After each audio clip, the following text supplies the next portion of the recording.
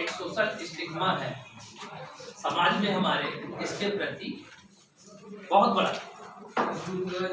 और आखिर ये हम पहचानेंगे कैसे इंसान मानसिक रूप से स्वस्थ है? हम जानेंगे कैसे कि ये व्यक्ति जो हमसे बात कर रहा है ये फिट है या अनफिट है? या थोड़ा शांत हो जाओ थोड़ी देर पीछे। देखिए कि मैं जो ये डिस्कशन कर रहा हूँ इसको जैसे बुखार खांसी नहीं होती, एक फिजिकल हेल्थ और मेंटल हेल्थ की बात करें, जैसे शारीरिक स्वास्थ्य की बात करें तो सभी जानते हैं जुकाम खांसी सब बीमारियां जानते हैं, और मेंटल हेल्थ की बात करें तो उसको कोई नहीं जानता। मुझे नहीं लगता, बस एक शब्द जरूर सबको पता है, एजुकेटेड पर्सन है बहुत लोग भी मैं जानता हूँ, लेकिन एक शब्द जरूर पता रहता है कि पागल हो गए। बस एक वर्ड बहुत रटा हुआ है, गाँव में भी आपको ये मिलेगा साथ, पागल एक वर्ड जो कि भारत सरकार ने इसको बैन कर दिया, और ये वर्ड यूज करना भी एक तरह से कानूनी रूप से। तो ये शब्द आप सभी जानते होंगे। तो शारीरिक स्वास्थ्य एटलीस्ट सभी जानते होंगे, जुकाम खांसी बुखार सबको पता होता है, जुकाम हुआ एहसास दिलाता है, बुखार हुआ एहसास दिलाता है, और कहीं दर्द हुआ पेन हुआ तो एहसास दिलाता है। लेकिन यदि मानसिक स्वास्थ्य की बात करें तो हमें कैसे पता चलेगा खुद पे बैठे हुए कि आप मानसिक रूप से स्वस्थ, कैसे पता चलेगा? एक मानसिक स्वस्थ व्यक्ति के लिए सबसे इम्पोर्टेंट है कि हम तब जाने कि जब हम सुबह से शाम तक जो दैनिक हमारी क्रियाएं हैं सारे वर्किंग से लगा के सभी चीजें हम सिस्टमैटिक क्या कर पा रहे हैं नहीं, अपने ब्रेन और बॉडी के अनुरूप। समझ रहे हैं ना मेरी बात? इसको आपको थोड़ा सा देखना है और ऑब्जर्व करना है। ये चीजें बच्चों में भी अप्लाई होता है, स्पेशली चाइल्ड के लिए हम लोग जो डिस्कशन करने जा रहे हैं, तो आप लोगों के विद्यालय में बच्चे पढ़ रहे हैं और खुद पे भी वो अप्लाई करना है। मतलब स्पेशल ऐसा आप वो एक गमला भी नहीं लगा सकते हैं, आप वहां पे किचन गार्डन के लिए पैसे डाल दिए गए, लेकिन यू आर मास्टर। आप कौन है? मास्टर है। मास्टर होता है जो किसी भी ताले से चीज नहीं खुलती, वो मास्टर चाबी खुलती है। आप सेम वैसे, आप प्लास्टिक के गमले आते हैं 1000-1100 के आएंगे, और उसमें आप किचन गार्डन बना सकते हैं। आप बना के देखेंगे, नेट पे पड़े हुए, मैंने एक जगह देखे भी हैं और मंगवाए भी हैं। आपको महसूस होगा कि आप कर सकते हैं। आप उससे अपने जो 5000 है उनका उपयोग कर सकते। अगर आप बाल संरक्षण की बात करें तो बच्चे वो ये जो 18 साल से नीचे। हम यहाँ पर जो चर्चा कर रहे हैं मानसिक स्वास्थ्य 18 साल के नीचे बच्चों की बात करने आए हैं। आपकी क्लासों में कुछ ऐसे बच्चे होंगे जो बहुत ही चुपचाप बैठे रहते होंगे, कुछ ऐसे बच्चे होते होंगे बहुत हाइपर होते होंगे, कुछ ऐसे बच्चे होंगे जिनको आप 10 बार बोलो तब भी वो काम नहीं करते, कुछ ऐसे बच्चे होंगे जो कहिए फिजिकली आपको हार्म भी पहुंचाते हो, चौक मारते कुछ करते हो, क्योंकि आप पीएस और यूपीएस के हैं, यानी आप 17 साल 18 साल 14 साल 15 साल के बच्चे। कुछ ऐसे बच्चे होंगे जो मेल और फीमेल की भेदभाव को समझते हुए उस चीज में बहुत हाइपर होते हैं। अभी जो मेरा यहाँ आने का उद्देश्य ये है, आपसे भारत सरकार और उत्तर प्रदेश सरकार ने मिलके एक सोच पैदा की है कि मनोवैज्ञानिक स्वस्थ और स्वास्थ्य दोनों चीजें अलग। मनोवैज्ञानिक दिखता नहीं है, लेकिन जब दूसरा बच्चा उसके साथ या दूसरा व्यक्ति उसके साथ जुड़ने लगता है तो उसको महसूस होने लगता है मैं मनोवैज्ञानिक। मेरे बगल से कोई निकल जाएगा तो मैं उसको नहीं बता पाऊंगा, वो या किसी हाथ की हड्डी टूटी होगी तो तुरंत बता दूंगा उसको। और आजकल के जमाने में 18 साल से जो कम नीचे के बच्चे हैं, आप उनको देखेंगे, आपके घर में सबके बच्चे हैं, ज्यादातर वो हाइपर हो रहे हैं। उनको मोबाइल मत दीजिए, कोई चीज फेंक देंगे उठा के, ठीक, मोबाइल छीन लीजिए, खींच देंगे उठा के, मार देंगे।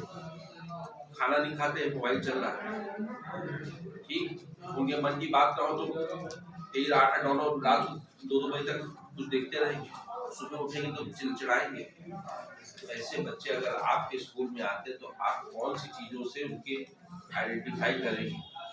ये आज की कार्यशाला का मेन उद्देश्य है, ठीक। 18 साल से कम बच्चे आपके स्कूलों में आते हैं।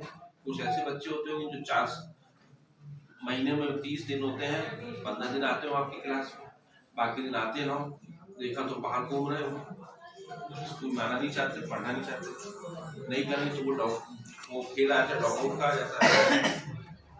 ऐसे बच्चों को आप कैसे चयनित करेंगे, कैसे मोटिवेट करेंगे, कैसे उनके मानसिक स्वास्थ्य को स्वस्थ करेंगे, जो हम यहाँ से शुरू करें, इसके लिए मैं आप लोगों का बहुत बहुत धन्यवाद पेश करता हूँ। आज पहली बार महोबा के पहले ब्लॉक जैतपुर में हम उत्तर प्रदेश में पहली बार यहाँ एक मानसिक स्वास्थ्य टीचरों को जोड़ा गया। ये बहुत ही उल्टा सा एक कंपोनेंट है, लेकिन अगर आप इसकी प्रैक्टिकल जाओगे, मैं थोड़ी बहुत बीच में 1-2 शब्द अंग्रेजी बोल दूंगा तो चलेगा, मुझे नहीं लगता प्रॉब्लम होगा। आप उन बच्चों को कैसे आइडेंटिफाई करेंगे जो आपकी क्लास में आते हैं, ये बहुत बड़ा इशू है। भारत सरकार, उत्तर प्रदेश सरकार MSPSS mental health programme, social programme चल रहा है पूरे हिंदुस्तान में और पूरे वर्ल्ड में भी चलने लग गया है, चल रहा है। और यूपी में हम पहली बार यहाँ शुरू कर रहे हैं महोबा, जैतपुर में डॉक्टर साहब के आदेश से और से। मैं कमिश्नर साहब से मिला था, कमिश्नर साहब से मैंने चिट्ठी निकलवाई, कमिश्नर साहब ने चिट्ठी दी, उसमें मैंने चर्चा करी, तो यार इससे क्या होगा, ये ऐसा कंपोनेंट है जो जल्दी बात करना पसंद नहीं करता। मैंने नहीं सर टीचर है, कहना गाँव में काम होता है। मैंने कहा नहीं सर, गाँव में 18 साल से कम बच्चे अगर आप देखें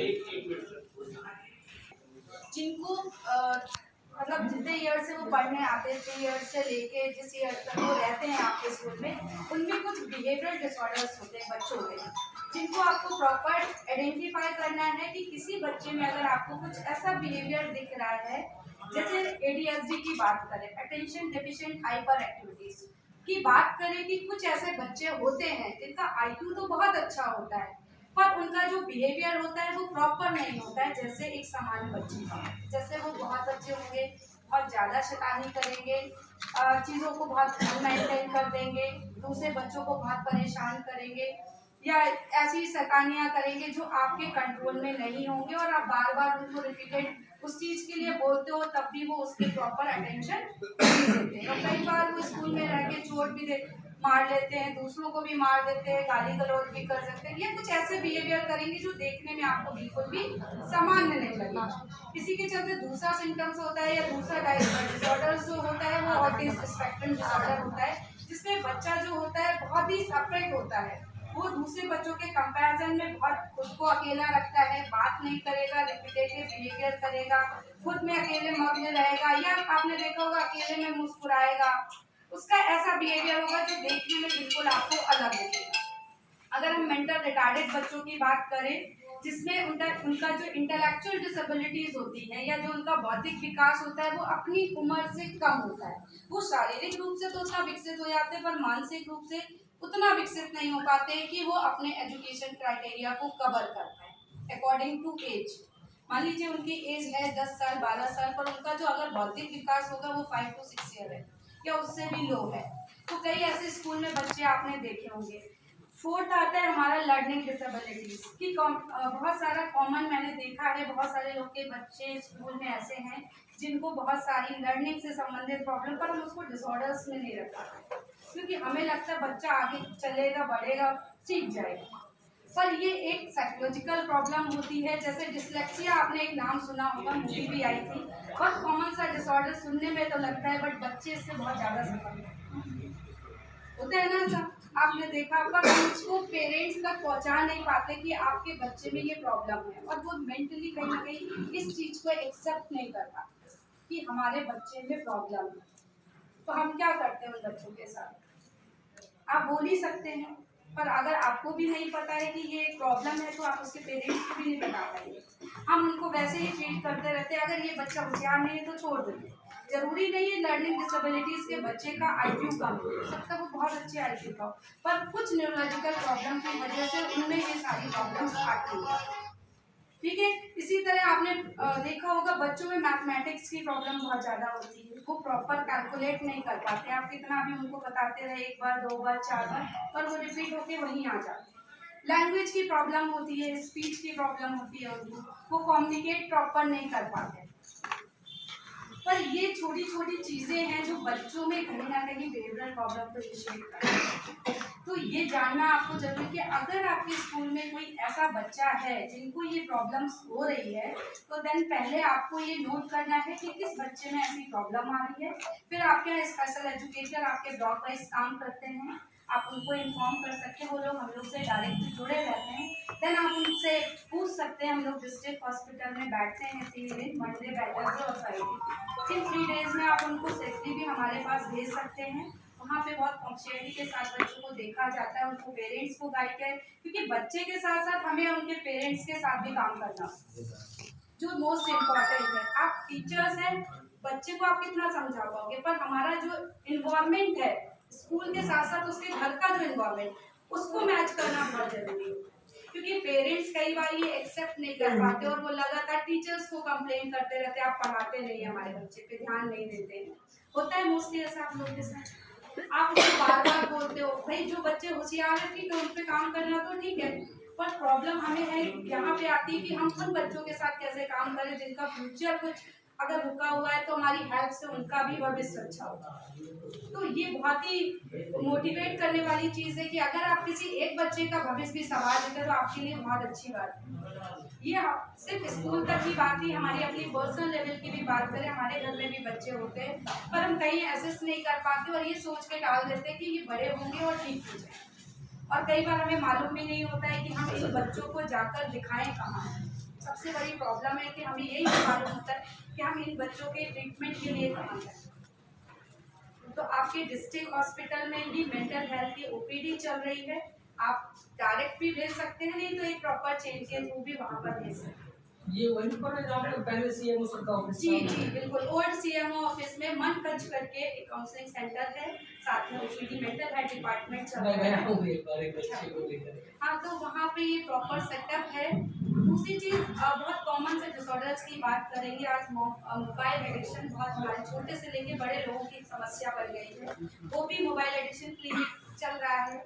जिन बच्चों में मोबाइल को लेके बहुत ज़्यादा समस्या आ रही है, उनके साथ भी अगर आप मोबाइल ले लेते हैं और इनके साथ भी एक एबनॉर्मल बिहेवियर, सिर्फ उनका फिजिकली इशूज नहीं आ रहे हैं। आपने देखा होगा जो बच्चे बहुत ज़्यादा मोबाइल का यूज़ करते हैं, आई प्रॉब्लम हो रही है, या उनको इलेक्ट्रिक ऑटिज्म की प्रॉब्लम बहुत ज़्यादा देखने को मिली है कि मोबाइल में बहुत ज़्यादा जो विजुअलाइजेशन हो रहा है उसके हमारे ब्रेन में न्यूरोलॉजिकल प्रॉब्लम्स राइज कर रही है, जिसकी बच्चे से उसकी जो प्रॉपर ग्रोथ है फिजिकली और मेंटली वो प्रॉपर ग्रो नहीं कर पा रहे हैं और कहीं ना कहीं वहीं से सफर करना शुरू कर रहे हैं। आपने छोटे बच्चे से मोबाइल लिया, उसका बिहेवियर कैसा होता है ये हम नोटिस नहीं करते हैं, हम उसको एक मजाक में ले लेते हैं कि हमने देखा और उसके बिहेवियर से देखो ये मोबाइल के प्रति कितना अट्रैक्ट हो रहा है, रोने लग रहा है, चिढ़ हो रहा है, गुस्सा, तो हम उसको कैसे मॉडिफाई करें। ये बहुत जरूरी है जानना। ये हमारे अपने खुद के साथ भी बहुत सारी ऐसी प्रॉब्लम्स है मोबाइल वाली, हमें बार बार व्हाट्सएप चेक करने की, सोशल मीडिया पे बार बार चेक करने की, ऐसे केसेस बहुत सारे देखने को मिले। पर ठीक है, हम खुद को तो कंट्रोल कर सकते हैं, पर जो हमारी न्यू जनरेशन आ रही है उनको कंट्रोल करना सिखाना है। तो मोबाइल जहाँ अच्छा भी है वहाँ खराब भी है, और आपने देखा है मोबाइल गेम्स के थ्रू कई बच्चों ने सुसाइड भी कर दिया। PUBG है, कार रेसिंग है, पर हमें वो लेवल सबसे ज़्यादा जरूरी है, हमें अपने बच्चों पे ऑब्जर्वेशन करना।